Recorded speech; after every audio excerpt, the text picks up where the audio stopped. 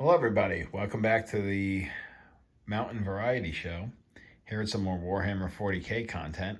I'm going to be showing off this Death Guard list that I played the other day. Had a lot of fun with it. I won with it against my friends Black Templar. So here we go. We got a 10-man unit of Poxwalkers. These little guys are good for going and taking objectives, blocking off terrain, performing actions. I don't find them especially durable. They're kind of just a throwaway unit for me. Something I can use to screen. But I know a lot of people have a ton of success with Poxwalkers. I just really haven't in 10th edition. But I'd like to bring a unit along because I don't have any Nurglings, which this list would probably benefit from. So, I unfortunately have to just settle for Poxwalkers here. The list is going to be led by Typhus, and he is going to be in a unit of Death Shroud Terminators. Typhus is absolutely fantastic this edition. He can really spike the psychic damage. He, believe, makes the unit -1 to hit in melee, and the Death Shroud are -1 to wound if the strength of the weapon is higher than their toughness. So essentially they're almost always being wounded on 4s, sometimes 3s, but usually 4s, which really helps.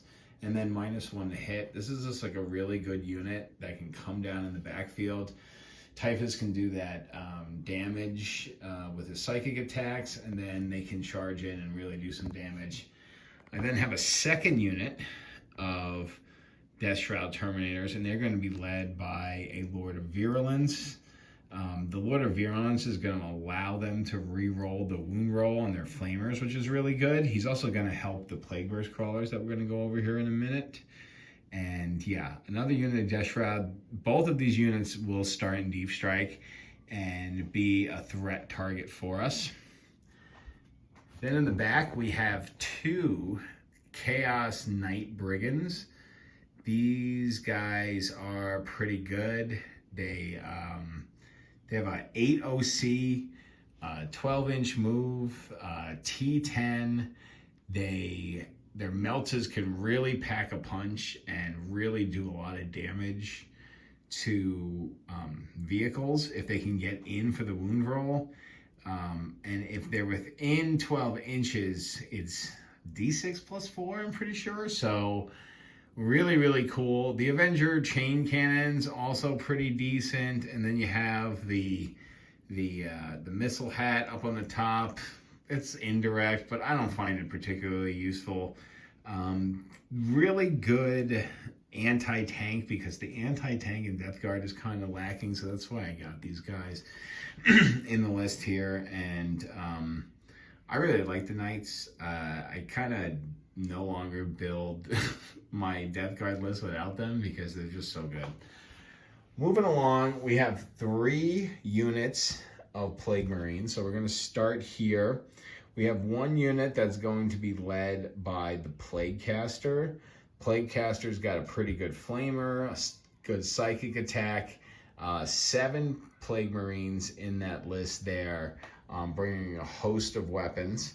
Then we have another almost identical list, except this one, instead of having the Plague Spitter, has a Meltagun, and this is going to be led by the Biologist Putrefier, which basically gives them lethal hits on 5s instead of 6s for their weapons. So really juices up the damage potential on these guys.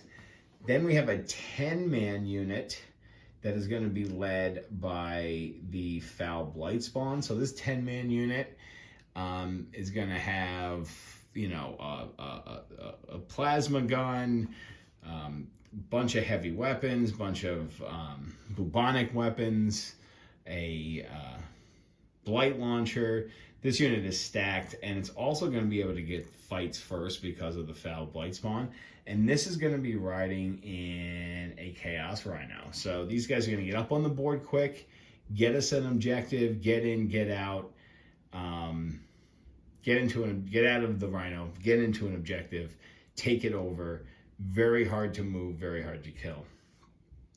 We then have 3 Plague Burst Crawlers. The first 2 are identical with the entropy cannons and the heavy stubber, and then this last one has the spitters and the rot hail gun.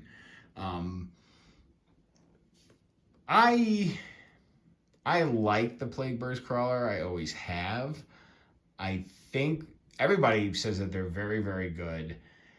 If you're not running Mortarion, I think you need to be aggressive with these guys because the entropy cannons need to get up pretty close.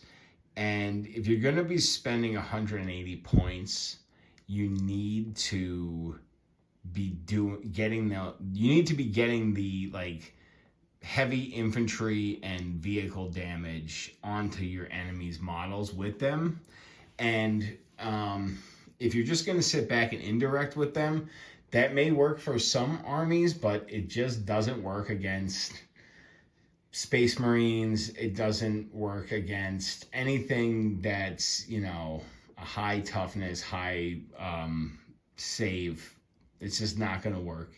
So usually if I'm not bringing Mortarion, I get pretty aggressive with these guys. And when you get aggressive, they're actually pretty decent. They're hard to take down. T10, 13 or 12 wounds. I don't know off the top of my head exactly, but they are very good if you can use them properly.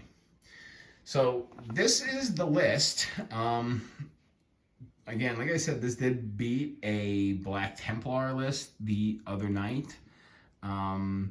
Not the meta Black Templar list. Bunch of Dreadnoughts, Land Raider, Sword Brethren with Hellbrick. I mean, it was definitely a Black Templar list, but my Death Guard just always have a great matchup against other Space Marines, and the contagion that I usually take is the -1 to save, although I ended up taking the -1 to their ballistic and weapon skill, and it actually kind of worked out for me, and I ended up winning that game, but I actually meant to take the other contagion.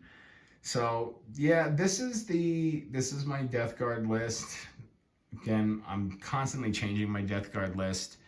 Sometimes I bring Mortarion. This is the non-Mortarion version, more of the bring a bunch of Plague Marines, but I have a bunch of other lists that I'm going to be featuring here on this channel, so stay tuned, and I hope you enjoy this. So if you like this video, go ahead and like and subscribe for more random variety of content.